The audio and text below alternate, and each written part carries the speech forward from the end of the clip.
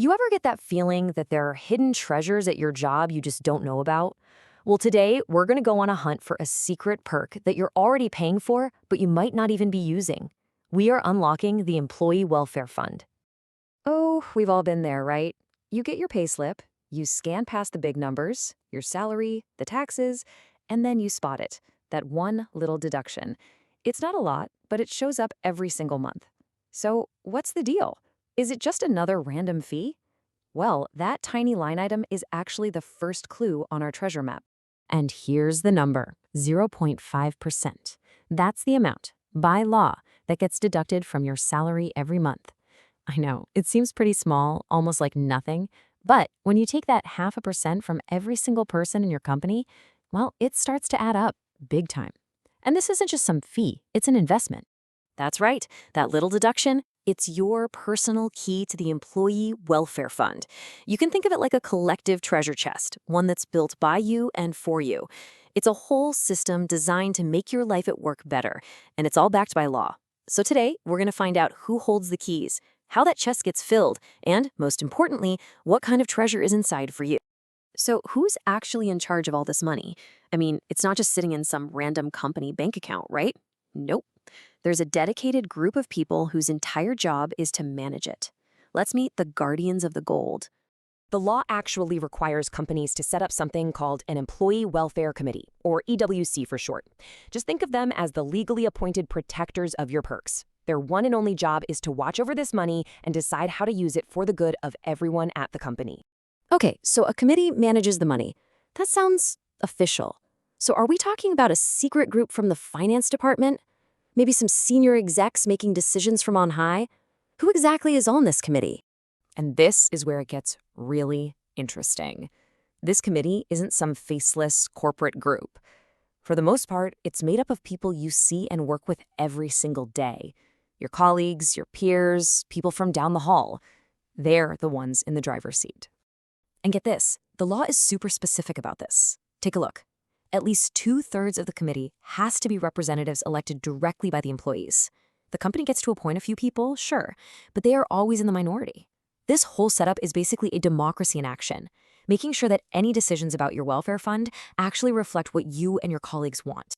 And this isn't some casual club either. It's a totally official group with clear rules. The committee has somewhere between 7 and 21 members, they vote for their own chairperson, and they serve for terms up to 4 years. Plus, they have to meet at least every 3 months to manage the fund. This whole structure is there to make sure there's accountability and that someone is always watching over your money. All right, so we know who manages the fund, but that 0.5% from our paychecks can't be the only money going in there, can it? I mean, for all the cool benefits we're about to see, that treasure chest needs to be way deeper. So where does the rest of the gold come from? It turns out there are 4 different streams filling up this treasure chest. First, it starts with the company's own capital. It has to put in 1 to 5% right when it starts. Then, every single month, the company has to top it up with a small piece of its revenue. Third, that's us, with our familiar 0.5%. And finally, and this one's pretty clever, whenever the company sells off leftover scrap materials, 20 to 40% of that money goes straight into the fund. See? It's a real partnership. Okay, the treasure chest is full, we know who the guardians are. Now for the best part. What's actually inside? What can all this money be used for? Let's unlock those benefits. So what are we talking about here? Well, the possibilities are actually huge, and they're all about things that make your quality of life better. Just imagine having a subsidized cafeteria with great food, or on-site childcare for working parents. Maybe even a gym to blow off some steam after work.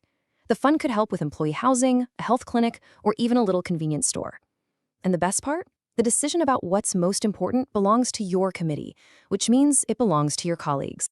And here's something you really need to know. These benefits aren't just for you. The rules are very clear that the fund is for the welfare of employees and their families. That means a childcare center, a family fun day, you name it. The positive impact can go way beyond the office doors and right into your home. Now, of course, to keep things on the up and up, there are some really important rules about what the fund cannot be used for. It can't become a piggy bank for things the company should already be paying for, like year-end bonuses or severance packages. This money is for collective, long-term well-being, not for individual paychecks. That's what protects its whole purpose. So we've seen the treasure, but, every good treasure map has a legend, right? Those little symbols and rules that help you navigate. Well, this last part is the legend. It's all about your rights and the rules that protect this fund and make sure it's always working for you. The law gives you some seriously powerful rights here. First up, transparency. The committee has to publish financial statements every year so you can see exactly where the money's going. Second, and this is huge, protection. If the company ever gets into financial trouble, creditors cannot touch the employee welfare fund. That money is legally firewalled off. And third, priority. The fund actually gets paid back before many other debts if the company runs into problems. This is the big one, right? It's a question a lot of people have. If you've been putting money into this fund for years and the company suddenly shuts its doors, does all that money just disappear?